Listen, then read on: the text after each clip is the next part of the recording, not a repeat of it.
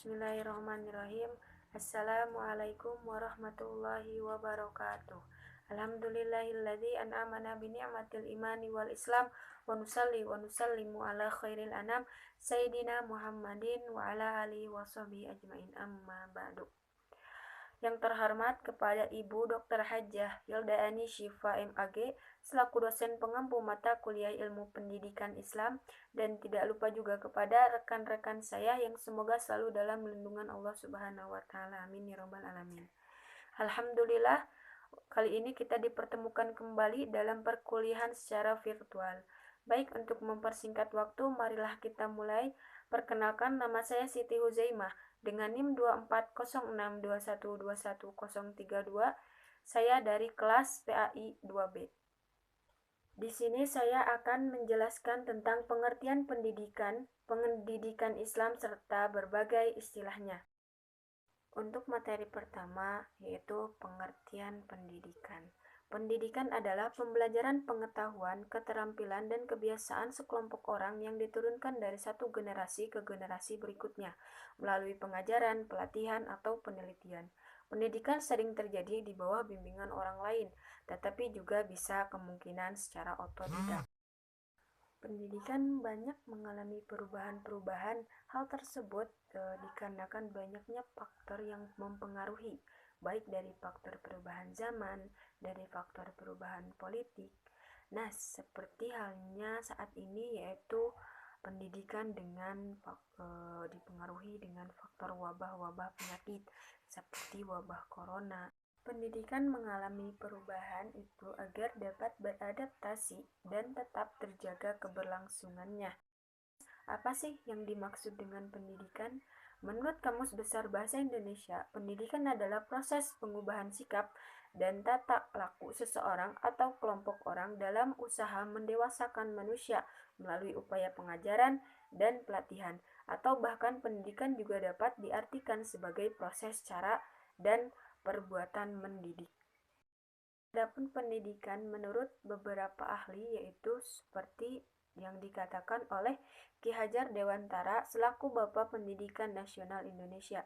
Pendidikan yaitu tuntunan di dalam hidup tumbuhnya anak-anak. Adapun maksudnya, pendidikan yaitu menuntun segala kekuatan kodrat yang ada pada anak-anak itu agar mereka sebagai manusia dan sebagai anggota masyarakat dapatlah mencapai keselamatan dan kebahagiaan setinggi-tingginya. Dan ada juga pendapat dari Plato.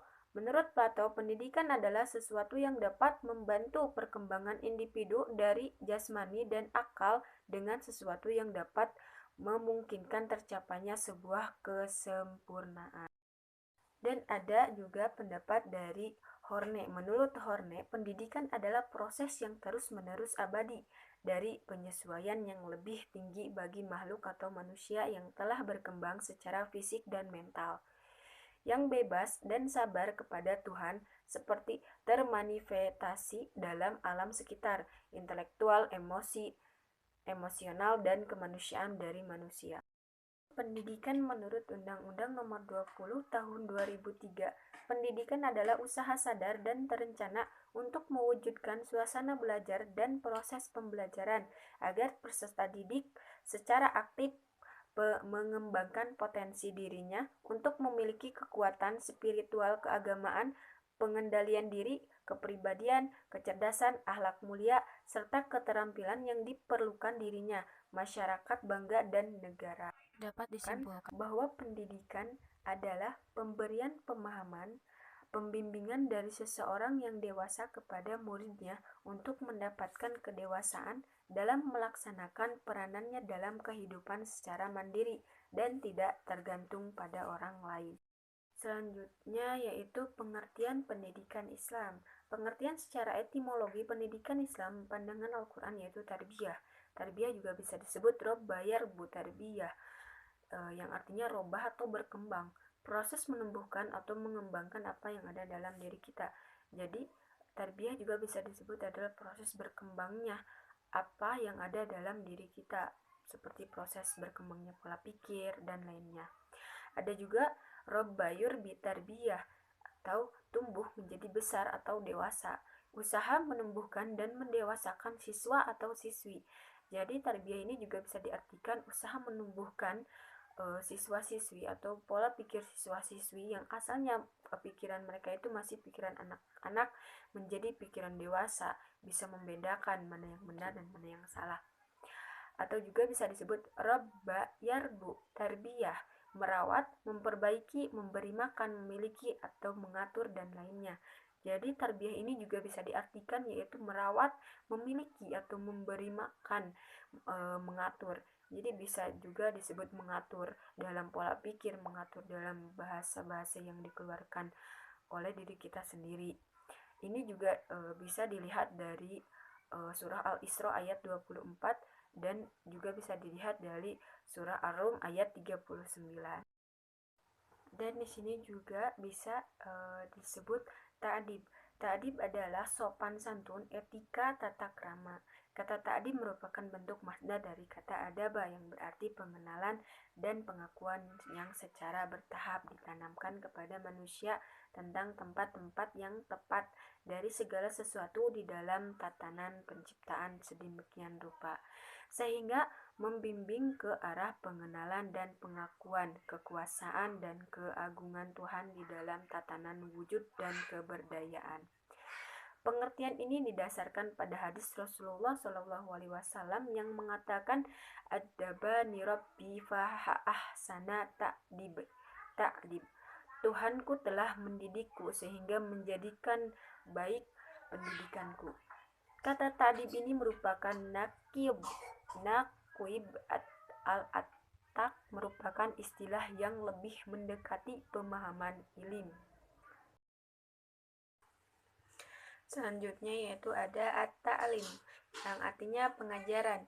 Menurut Abdul Fattah Jalal dalam buku Minal Usulul Al-Tarbawiyah fi Al-Islam, istilah ta'lim diartikan dengan proses yang terus-menerus diusahakan manusia sejak lahir untuk melakukan pembinaan pengetahuan, pemahaman, pengertian, tanggung jawab, dan penanaman amanah.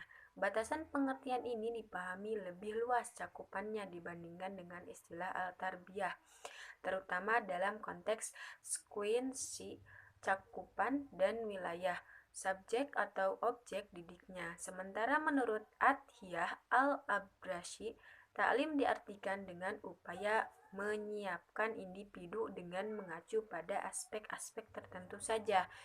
Al-ta'lim merupakan bagian kecil dari al-tarbiyah al-aqliyah yang hanya mencakup domain kognitif saja dan tidak menyentuh aspek domain atau afektif dan psikomotorik. Selanjutnya ada riyadoh. Riyadoh yang berarti pengajaran atau pelatihan. Istilah riyadoh merupakan istilah pendidikan yang digunakan dan dikembangkan oleh Imam Al-Ghazali untuk menyebutkan istilah pelatihan terhadap pribadi individu pada fase anak-anak, atau yang dikenal dengan riyadatus sibyan. Imam Al-Ghazali dalam mendidik anak lebih menekankan pada domain efektif dan psikomotor dibandingkan penguasaan dan pengisian domain kognitif atau intelektual. Selanjutnya yaitu pengertian terminologi pendidikan Islam. Ada 5 pengertian, yaitu yang pertama, suatu sistem pendidikan yang memungkinkan seseorang dapat mengarahkan kehidupannya sesuai dengan ideologi Islam. Dalam hal ini, pendidikan Islam merupakan suatu sistem yang di dalamnya terdapat beberapa komponen yang saling kait-mengait, misalnya kesatuan sistem akidah, syariah, dan akhlak yang meliputi kognitif, efektif, psikomotor. Yang kedua yaitu proses perubahan tingkah laku individu pada kehidupan pribadi, masyarakat, dan alam sekitarnya dengan cara pengajaran sebagai suatu aktivasi atau asasi dan sebagai profesi asasi dalam masyarakat. Dan yang ketiga yaitu upaya mengembangkan, mendorong, serta mengajak manusia untuk lebih maju dengan berlandaskan nilai-nilai tinggi kehidupan yang mulia, sehingga terbentuk pribadi yang lebih sempurna yang berkaitan dengan akal, persamaan, maupun perbuatan. Akal, perasaan, maupun perbuatan. 4 adalah adalah proses mendekatkan manusia kepada tingkat kesempurnaan dan mengembangkan kemampuannya. Dan yang kelima adalah bimbingan terhadap pertumbuhan rohani dan jasmani menurut ajaran Islam dengan hikmah mengajarkan, melatih, mengasuh, dan mengawasi berlakunya semua ajaran Islam. Dalam praksisnya, para pakar berbeda pendapat mengenai definisi pendidikan Islam itu sendiri. Berikut beberapa pendapat para ahli pendidikan Islam dalam mendefinisikan istilah pendidikan Islam.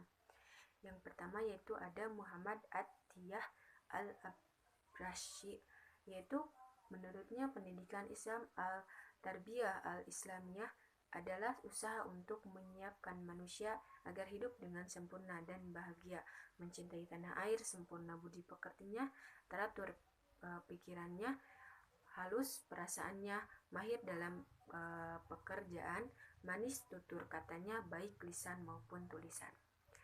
Dan yang kedua adalah dari D. Marimba. Pendidikan Islam merupakan bimbingan jasmani dan rohani berdasarkan hukum agama Islam menuju kepada terbentuknya kepribadian utama menurut ukuran-ukuran Islam. Dan yang ketiga dari pendapat Muhammad Yusuf Al-Qardawi.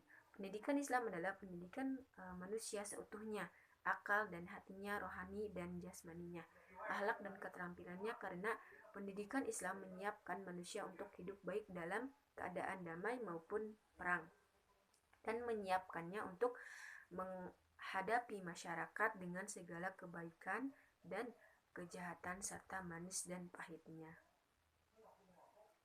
Dan ada juga dari Hasan Langgulung. Pendidikan Islam merupakan suatu proses penyiapan generasi muda untuk generasi peranan, memindahkan pengetahuan dan nilai-nilai Islam yang diselerakan dengan fungsi manusia untuk beramal di dunia dan memetik hasilnya di akhirat. Dan ada juga menurut Az-Zumardi Azhar, pendidikan Islam merupakan salah satu aspek saja dari ajaran Islam secara keseluruhan. Karenanya tujuan pendidikan Islam tidak terlepas dari tujuan hidup manusia dalam Islam, yaitu untuk menciptakan pribadi-pribadi hamba Allah yang selalu bertakwa kepadanya dan dapat mencapai kehidupan berbahagia di dunia dan di akhirat.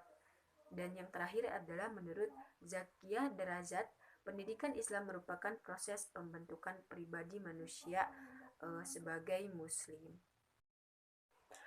Berdasarkan beberapa pengertian di atas, maka yang dimaksud dengan pendidikan Islam adalah proses bimbingan kepada manusia yang mencakup jasmani dan rohani yang berdasarkan pada ajaran dan dogma agama Islam, agar terbentuk kepribadian yang utama menurut aturan Islam dalam kehidupannya sehingga kelak memperoleh kebahagiaan di akhirat nanti. Dan poin terakhir yang akan saya jelaskan yaitu tentang pengertian ilmu pendidikan Islam.